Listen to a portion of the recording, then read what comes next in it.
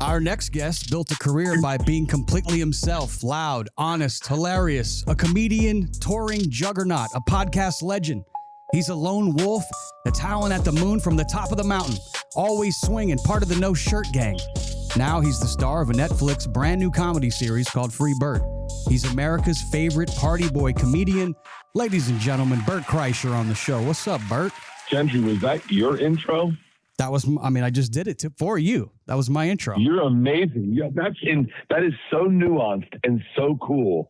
I can't thank you enough. Hey, man, I thank you for coming on. I'll tell you when I really liked this show. I probably was one of the first to see it. I first thing this morning, I got up and binge watched all 6 episodes of Free Bert. But I knew when I was going to like the show very early on, Bert.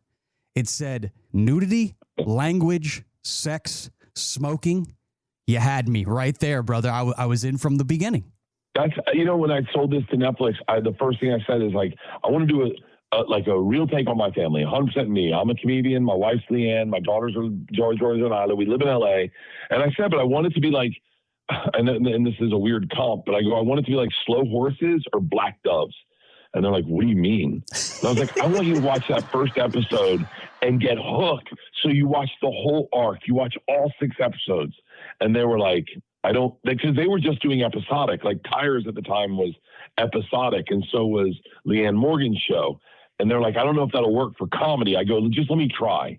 So you saying that means the world. And just hearing your intro with paws crossed, howling at the moon, I was like, No Shirt Gang. I was like, come on, baby. That's what I'm talking about. Fuck yeah, I watched it, Bert. And you had some big stars, man. T-Pain is my boy. You had fucking Pac-Man Jones. And how the hell did you land Rob Lowe for this show? How'd that conversation go? He's a buddy of yours, I'm assuming. Yeah, I met Rob. He did a guest bear as 2 Bears. And we hit it off. And, we had a lot of similarities other than the fact that I drank. And and I told him, I was like, yo, I'm going to be in Santa Barbara in 2 weeks. Why don't you come to the show? And he showed up to the show. And he was like, just hung out backstage. And we just kind of chopped it up and talked. And then he was like, hey, man, I want to come out on stage with you. And we sang the national anthem on stage together. And then all of a sudden I became friends with Rob Lowe, like legit friends. So when we had this moment, I said to the writers, I go, I can get Rob Lowe, I think. And I hit him up. And Rob was like, didn't ask for anything. Got paid scale and was like, yeah, man, if you can do it in Santa Barbara where I live, that's an easy lift for me. And then all of a sudden I'm acting with Rob Lowe. I was like, shut up. Yeah, that had to be a little intimidating. But I'd like to go back to the origin, 1997, Rolling Stone magazine finds you at Florida State. You're not a comedian yet. You're just a student, a 6th-year senior. But you are coined the top partier at the #1 party school in the country. I'm sure you have not many brain cells from your days in Tallahassee, but what do you remember from them approaching you, and what was your immediate response? Do you remember that moment? Yeah, I remember they called our apartment. My roommate Blair answered, and I was in the middle of taking a bong hit, and they handed me the phone, and the guy did his pitch. My name's Eric Hedegaard. I'm from Rolling Stone magazine. I'd love to come down and spend a week with you and get kind of a broad perspective of the school. And at the end of the pitch, I exhaled the bong hit, and I was like, cool. And he goes, were you taking a bong hit? I was like, yeah. And he's like, oh, I think I found the right guy. and then he stayed with me for a week. And I tried to ditch him off on other people because I was spending so much time with him, but no one wanted to be alone with him. So it was just me and him for 1 week. And then when the article came out, they switched it to be less about the school and more about, and just about me. And it changed my life. And I tried to keep that at arm's length when I got into Hollywood, because I was like, I don't want to be known as the party animal guy. And now I just embrace it with both arms. And I'm like, that's who I was. That's who I was. And that got me to where I am. And if you told that kid that day that he'd have a TV show streaming on Netflix along with 6 specials and a movie, I'd be like, dude, I guess I did it. Yeah, and then after that article comes out, it did, like you said, opened up opportunities for you, and you got that first comedy gig at the legendary party place in Tallahassee, Potbelly's. But you actually wanted to cancel that show. Why would you want to cancel a big opportunity like that at Potbelly's? Oh, I was terrified. I had never done stand-up before. I was supposed to do 20 minutes at the end of the show. I was the last guy going on, and I didn't know. Only someone that's done stand-up a few times would understand, even just once would understand this, really. But I didn't know what a joke was, and I didn't know how to write a joke. I knew that I could be funny in a room full of people, but I didn't know how to start funny. And I was like, get me out of this. And then when I got to the bar, I went to get a beer, and there was this guy, Christian Harloff, and he went, hey, man, I don't know you, and I'm not going to tell you how to live your life. But he goes, I wouldn't do that if I were you. He's like, if you want this to be your job, then you should do it sober so that you never need alcohol to do it. And I didn't drink that night, and I've never had to drink since to do stand-up. Here with Bert Kreischer, No Shirt, No Shame, No Problem, new Netflix series, Free Bert. It premieres today, available as of today. It's cinematic, no-holds-barred comedy that only my man Bert could pull off. I recommend you stream it now on Netflix. I love the fact that this thing is a sitcom, but it's shot like a movie. Whose idea was that? It's very rare to see a comedy shot like a movie. That's our director and our DP, Brandon Cox. Andy and Jared and Brandon kind of said, when I came to them and I was like, I want this to be an arc. I don't want it to be episodic. I want it to be an arc. I want it to feel like really like a big, long movie that you can tap out at any point and then pick it up tomorrow, at the end of every episode. But I want every episode to lead into the next episode. They were like, well, then it should look cinematic. And so they kind of did it. And I got to be honest with you, I think the thing looks beautiful. Like, they did such a great job that I watch this and I go, so did we just make like a 3-hour movie and just tell everyone it's a TV show? It's fucking great, man. I was rolling around, and my favorite actress in this thing is the little girl who plays your youngest daughter, Isla. Absolutely crushes, man. Her comedy to me pops off the screen. I think she's a star. Oh, dude, we're trying to lock her down for season 2. I mean, I have a movie that I sold to a group of people, and in the last meeting I had, they were like, hey, we just saw your TV show. I was like, oh, great. You want to talk about what a great actor I am? And they're like, no. How do we get that little girl in this movie? And I was like, oh, I'd work with Lilu again. She is the best. She steals the scenes. Anytime she shows up, she is a sniper. She is a sniper that murders everything she touches. Yeah, it was great. And have your daughters, your real daughters, have they seen the show yet? And if they have, what was it like watching them? Because some of their lines maybe embarrass a young teenage girl, possibly. I'll tell you, they tried to kill the project. Initially, they were like, they didn't want me to do it. And then we shot the pilot. We showed them the pilot. And that first episode when we're at the dinner table and Lilu comes over and gives her monologue to me, as soon as that was done, they hit pause and they're like, all right, we love this. They're like, this is who we are as a family. And you show you screwing up. We're good, Dad, but you can do it. To me, I think it was the moment that you're discussing with your daughter about hand jobs and then the word, hand job and jerking off comes up. Funny as fuck. Yeah. Oh, yeah. We're hanging to give you a hand job. We're hanging with the one and only Bert Kreischer, America's favorite party boy comedian. Brand new Netflix series, Free Bert. It's out today. It's raw. It's hilarious. I recommend that you stream it. And this is, I believe, your first scripted Netflix series.